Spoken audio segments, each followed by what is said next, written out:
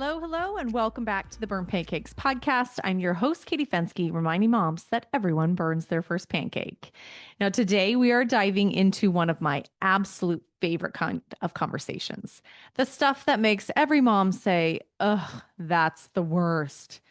Now, I get it. Motherhood is full of some wonderful, magical moments like your baby's first step and cuddling on the couch and looking at your precious little ones fall asleep. But it's also full of cutting baby's fingernails, exploding diapers, and the questionable science experiments growing under your preteen's bed. Some of these things we can laugh out later, but in the moment, it's the end of the world. So today, we're going to laugh, we're going to cringe, we're going to agree on the universal truth that some things in mom life are just the worst. Okay, let's start with our first category, the everyday parenting fails that make you cringe. So, we're going to start with the little things, the everyday disasters that are just a parent's initiation rite of passage. So, that first one, cutting baby's fingernails. Okay, you know. Nothing ages you 10 years faster than trying to cut your baby's fingernails. Like you're sweating, you're holding your breath, your hands are shaking like you've had 6 cups of coffee. Well, maybe you have a baby. You accidentally slip and cut their skin. Oh my gosh, forget it. You are traumatized and your baby's traumatized. And you will never live this one down. I know for a fact I have made at least 2 of my children bleed from trying to cut their nails. And they're like, paper thin, but razor sharp. It's enough to make you say, oh my gosh, that's the worst. Okay, here's another one that I know every parent has experienced, the public blowout.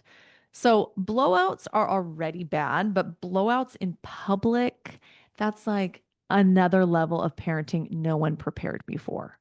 Like you're in the Target bathroom with one sad little piece of toilet paper, a screaming baby, a diaper that's not equipped for what just happened, and your baby with a blowout that has like gone up their back, covered their entire outfit. You're praying you remember to pack an extra outfit. And when you don't, you're in the baby section buying some new onesies. I can literally still remember Ronan's first blowout. Jake and I were in the car. Of course, it always happens in the car. We were going to go see some friends at their house. They were having a little get together. This was like one of the first times we probably got out and we were feeling very proud of ourselves. We pulled up to the house only to find that Ronan had pooped in the car seat on the way over there. And I mean, when I'm talking, it's everywhere. It's like basically up his back to his neck. We sat in the back seat of the car for like 10 minutes, changing him out of the cute outfit I had put on him into the whatever was in my diaper bag before we headed to the party. I just remember feeling so flustered at that point. And did I learn my lesson from that? No, of course not. So in 2020, Ronan was in first grade. So he had finished off kindergarten with distance learning because of COVID. And he was in first grade. And when first grade started, he was distance learning again. So he was at home with us the full time. So when he finally did go back to school, I remember the first morning I took Jet and Maverick, who had been stuck at home every morning because of this distance learning thing. I took him to the local park that has a little zoo there. And I was so excited to finally be out of the house. So this was probably like 6 months post the start of COVID. So I thought, oh my gosh, we're going to do something normal. We're going to go to the park. It's going to be so fun. Well, of course, we get there and ta-da, Maverick, who was probably about 9 months at that time, he had a giant blowout. And of course, I was like used to this already. So I'm like, okay, clean the car seat, do this. But since we hadn't really gone out for 6 months to do anything, I pulled out the change of clothes that I had for him in my diaper bag, and it was newborn size because that was the last size he was wearing when we actually went in public post COVID or pre COVID. So I ended up putting him in his brother Jet's change of clothes, which was probably 2T. So I've got my 9-month-old in a 2T t-shirt that says, I'm the big brother, even though he was a little brother. So, yeah, blowouts, they are the worst. And you can just say, blowouts, that's just the worst. Moving on, nothing good ever comes from the school calling in the middle of the day, ever. It's like when your phone rings and you see the school phone number and your stomach just drops, like, oh, shoot. Best case scenario is your kid forgot their lunch. Worst case, your kid barfed in class and needs to be picked up. Like my mind literally goes to the worst every time I see that number. Now, I've gotten the call that it was a minimum day and I had forgotten and I needed to pick my kids up. Oops. I've gotten the call that Ronan had a bloody nose at school. And I was like, okay, a bloody nose, whatever. And then she kind of started to tell me, well, we're not sure if his nose is broken because there's a lot of blood and we can't tell where the blood is coming from. And I was like, okay, I'll be right over. And, I've also gotten the they're sick, come pick them up. But literally every time the school calls, you have to just say, ugh, that's the worst. Okay, let's move on to another category, the household nightmares. These are the household worst, the stuff that makes you question why you even try. So, one is you feel all smug and proud of yourself for getting dinner ready in the crock pot at 8 a.m. You walk around thinking, look at me. I'm so prepared. I'm meal prepping. I'm way on top of things. And then 5 o'clock hits and you realize that you didn't actually start the crock pot. And now you're staring at a lukewarm raw chicken sitting in that pot. Now, I don't care how many parenting books you've read, nothing prepares you for that moment of realizing that dinner's ruined and you're stuck making dino nuggets and macaroni and cheese again. So let's just say this, forgetting to start the crock pot, that is the worst. Now, let's talk about cleaning the back seat of the car. You think you're just vacuuming up goldfish crumbs, but oh no, you pull out a car seat and find like a petrified chicken nugget, 3 crayons, half of a Happy Meal, and a sippy cup you definitely should not smell. Do not smell that thing.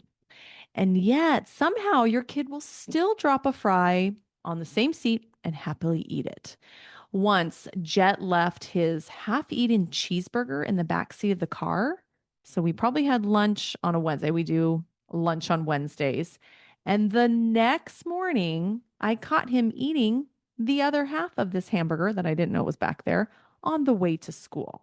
That was a day I was actually expecting to get a call from the school saying he was sick. But ugh, it was like I could not believe he was doing it.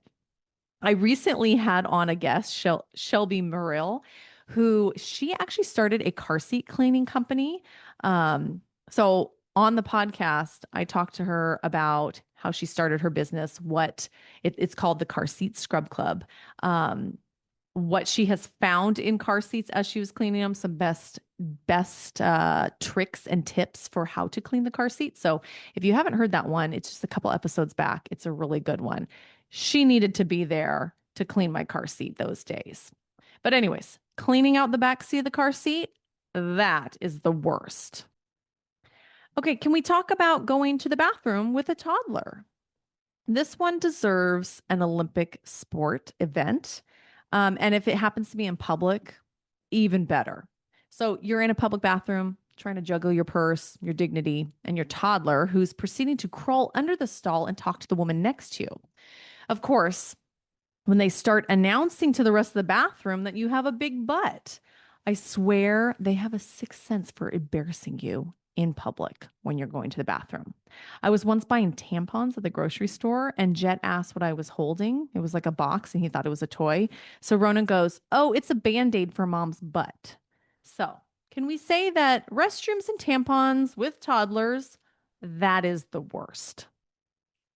Moving on to another category, the invisible worsts that come along with mom guilt. Sometimes the worst isn't even the gross stuff, it's the guilt, the invisible stuff we pile on ourselves. Like when I send my kids to school with a Lunchable and suddenly feel like I failed because Pinterest moms are out there with like hand cut charcuterie boards and bento boxes, and I'm setting them with a cardboard Lunchable. Or when I let my kids watch TV, when I'm trying to fold the laundry or just like chill out and relax, I'm sitting there thinking, I'm rotting their brain, I'm ruining my children. Ugh, I know I'm not, but it just feels like the worst. So this one's sneaky, that mom guilt, because no one else is really judging as hard as I'm judging myself. But that doesn't stop the guilt trip. And I would say the mom guilt is the worst. Moving on to another category. This one is for all of your tween and older kid struggles. So, for my moms with bigger kids, the worst doesn't stop once they're out of diapers. It just kind of changes. So let's get into homework a little bit. You're sitting at the table trying to explain long division for the 47th time, and your kid is crying, and now you're crying, and everyone's crying. At this point, I would rather take the SATs again than do fifth grade math or trying to explain it to my son. The battle to get my kids to do their homework, ugh, that's the worst. And don't get me started on reading logs and class projects because honestly, those need to be done at school. This next one is what I'm seeing a lot of with my oldest, and it's this preteen attitude. Toddlers throw temper tantrums, but tweens, they roll their eyes so hard, you're worried they're going to get stuck. The sighs, the bruh, you don't get it. Oh, I get it all right. I get that you suddenly think you're smarter than me because you've watched a few YouTube videos. The talking back that has started has absolutely become insane. And I will admit that Rona and I, we kind of both suffer from the I have to have the last word syndrome, which isn't a good combo between the two of us. But seriously, the back talking, the bruh, the eye rolling and complaining, it's enough to say, let's say it all together. That's the worst. Another one we are dealing with right now is this technology tug of war. Screens with older kids have become a full blown war. They're presenting PowerPoint presentations on why they need more Roblox time or why they need a phone. Or they're just trying to Google, is 4 hours of Minecraft too much? The constant arguing over why I won't get him a smartphone, it's going to go down as World War III. I did a whole podcast episode a couple weeks ago about my kid's screen addiction. So if you are in that boat, go back and listen because it is something we're dealing with right now. And I can basically say that Roblox, YouTube, all of it, that's the worst. Now, along that preteen line, let's talk about the independence that they so crave until it's inconvenient. Like 1 minute, your kid is like, I don't need you, leave me alone. And then the next minute, they're standing in the kitchen asking for a snack, like they forgot how to do anything. It's back and forth.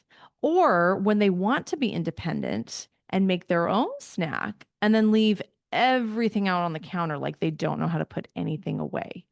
I will say I love that my kids are showing independence, but sometimes when they don't, they appear helpless when I know they can do it. That is the absolute worst. I recently asked some of my Instagram followers before recording this episode what were some of their that's the worst moments, and these did not disappoint. So I want to read to you some of my favorites that came out of that. One mom said, that's the worst when you finally sit down with your coffee and your kid immediately yells from the bathroom, Mom, I need a wipe.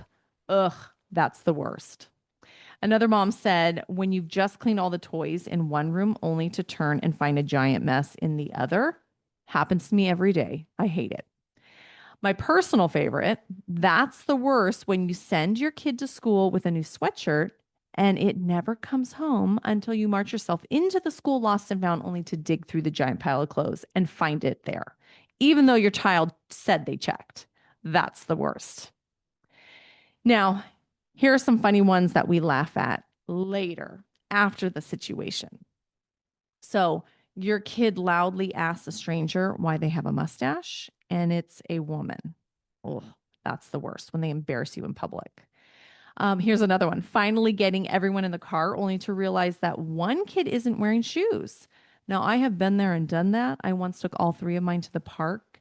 And when we got to the park, two of them were not wearing shoes. I don't know how that happened, but it was the worst.